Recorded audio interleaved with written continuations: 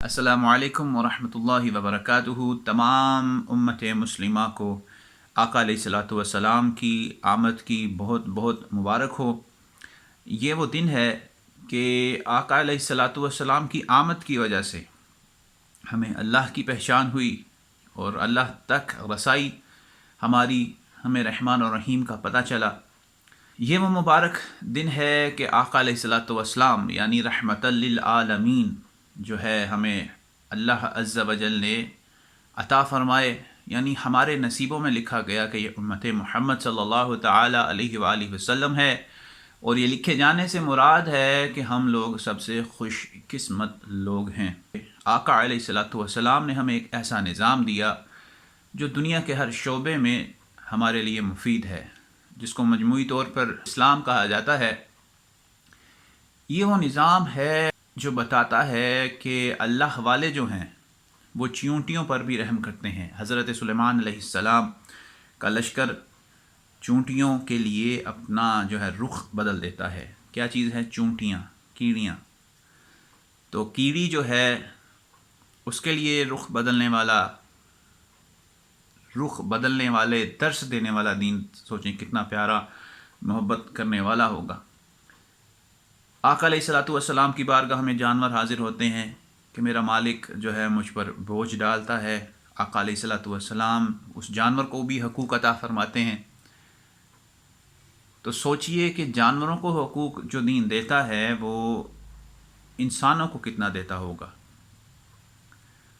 تو اس نظام کو بہتر رکھنے کے لیے جو برے لوگ ہیں ان کو جو ہے لگام ڈالنے کے لیے پھر عدل کا نظام ہے، جس میں بڑی سختی ہے، جیسے چور کے ہاتھ کاٹے جائیں، ریپس جو ہیں ان کو سنسار کیا جائے، پتھر مار مار کر ہلاک کیا جائے، تاکہ ایک تو وہ عبرت کا نشان دوسروں کے لیے بن جائے، اور جو ہے نظام عدل، امن، یہ سب قائم رہے۔ اسی نظام میں ہے گستاخ رسول۔ گستاخ رسول کے لیے جو سزا ہے وہ ہے موت۔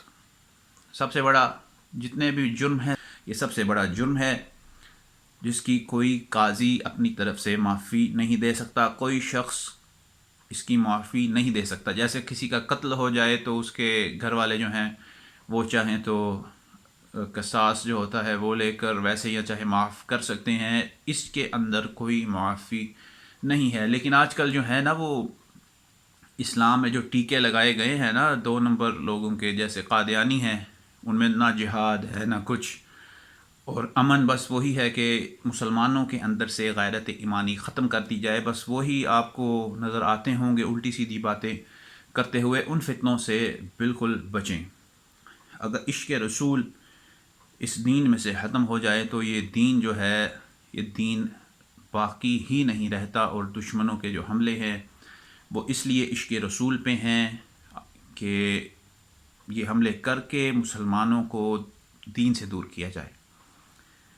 تو اب جو ہے لیٹسٹ گستاخ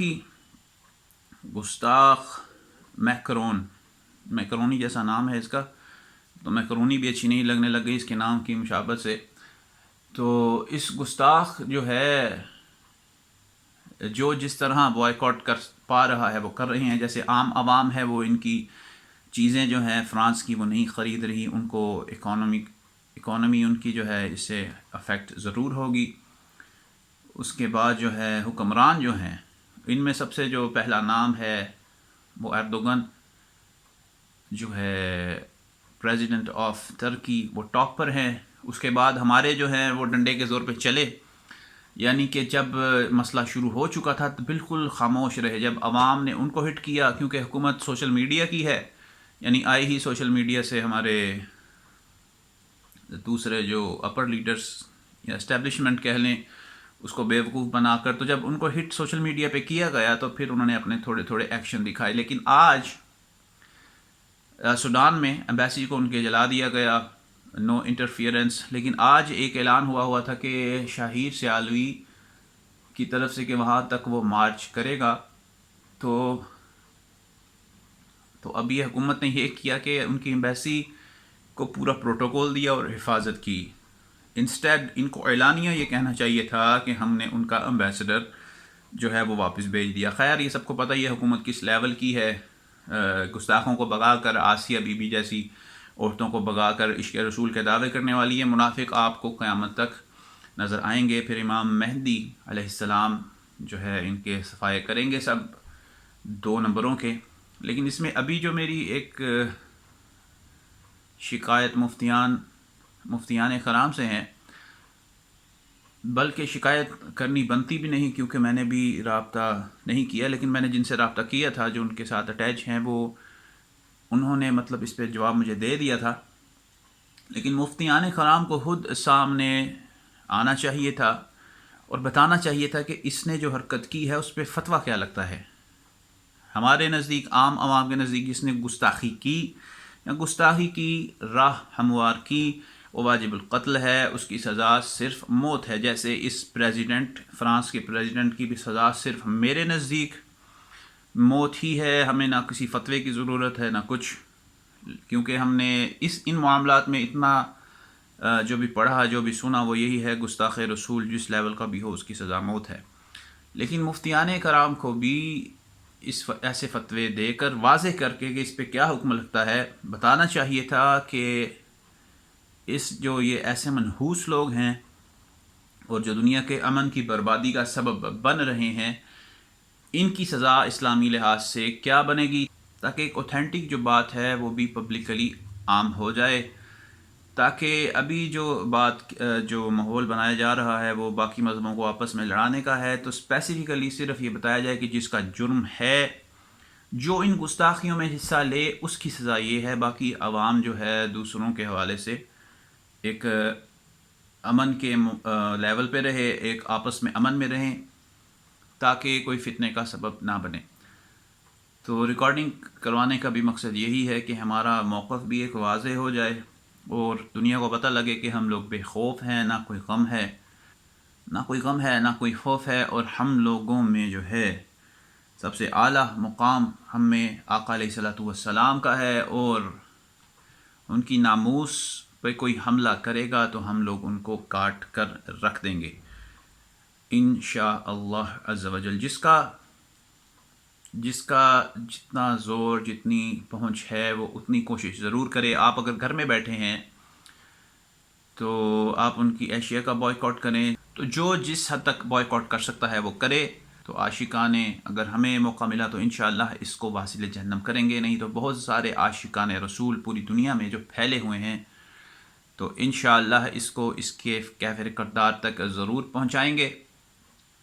تو آپ لوگ بھی آقا علیہ الصلوۃ والسلام کی شفاعت کے اگر طلبگار ہیں تو اس پہ لعنت اور اس کے لیے بد دعائیں کریں زیادہ سے زیادہ، تاکہ جو اللہ کی پکڑ ہے اس پر سخت ہو. یہ جو چیزیں ہوتی ہیں یہ آقا علیہ الصلوۃ والسلام کے قدموں سے اڑی خاک کو بھی فرق نہیں پڑتا.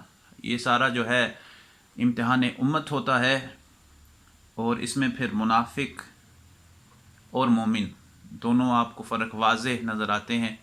منافق امن کا درس دے رہے ہوں گے اس وقت، اور جو عاشقان رسول ہیں وہ جہاد کا سوچ رہے ہوں گے اور ایک تدابیر ایسی مطلب کر رہے ہوں گے اس کا کیا کیا جائے اور کیسے کیا جائے. تو ایسے فتنوں کو واصل جہنم کر کے ہی امن قائم کیا جا سکتا ہے. ایک عرصے سے بالکل امن تھا اور اب اس نے پوری دنیا میں ہلچل مچا دی. آقا علیہ الصلوۃ والسلام کی شان اقدس میں بکواس کر کے، گستاخی کر کے،